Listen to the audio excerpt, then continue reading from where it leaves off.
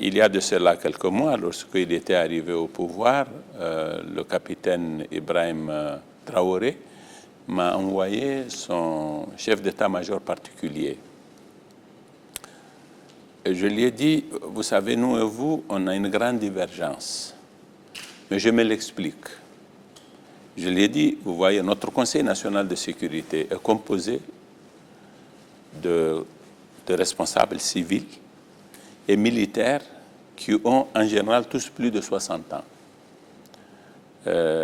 Nos généraux, qui sont à leurs différents titres membres du Conseil national de sécurité, étaient des lieutenants et des capitaines en 1990 quand il y avait eu la première rébellion Touareg.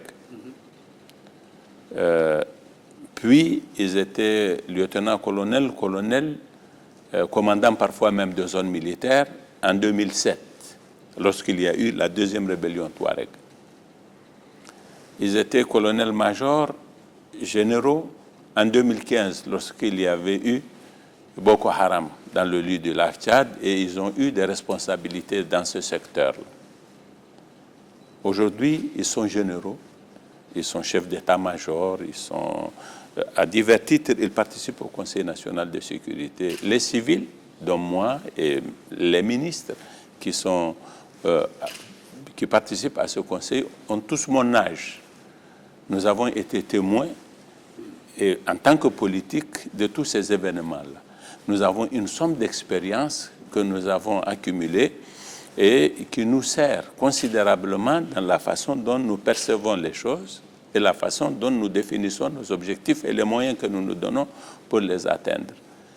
Cette expérience que nous avons eue indique très clairement que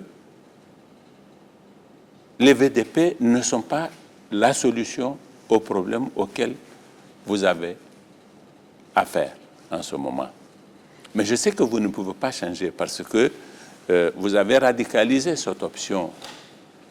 Je lui ai dit que le président Issoufou avait mis en garde le président Kaboré en lui disant que ces terroristes, ils sont plus forts que nos armées. Ils sont plus aguerris que nos armées.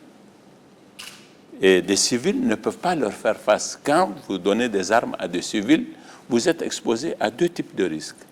Le risque qu'ils soient une proie, que les terroristes viseraient délibérément avec des intentions cruelles et ils sont capables justement de leur faire beaucoup de mal. Ça, c'est l'un des risques. Vous les exposez et ça devient de la chair à canon. L'autre risque, c'est qu'ils ne sont pas militaires. Et vous n'avez aucune idée de leur moralité individuellement. Vous donnez à des civils que vous ne connaissez pratiquement pas et des armes et vous les lâchez dans la nature, ils peuvent en abuser. Et donc, je lui ai dit, ce n'est pas une bonne option. À plus forte raison, si vous devriez faire ça de façon aussi massive que vous en avez l'intention. Mais je lui ai dit, est-ce que vous êtes capable aujourd'hui de faire machine arrière et d'envisager d'autres perspectives? Je n'en suis pas sûr.